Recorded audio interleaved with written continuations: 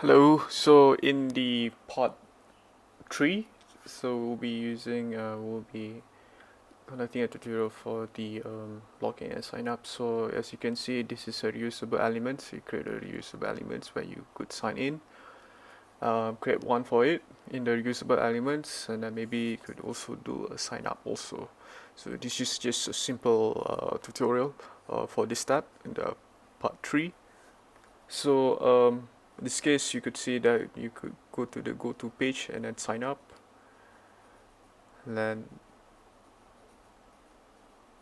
after that, if a user wishes to log in, then you could have the input email value and also input password value. After that, the reusable element of this will be hidden after once you log in. So you could place this in anywhere you put on any pages that requires it, especially when it requires the header bar. So for this, you just sign up.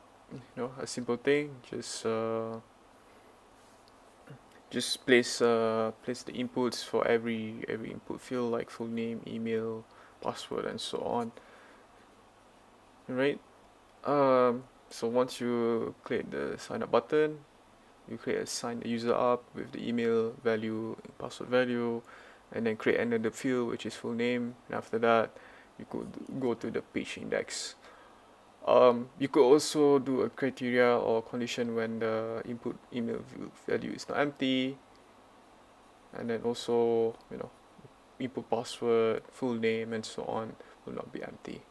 So for this step, it's quite simple. The next video I'm going to showcase to you on how you could design the job listings. And yeah, so that's it for this tutorial. Thank you. See you guys very soon.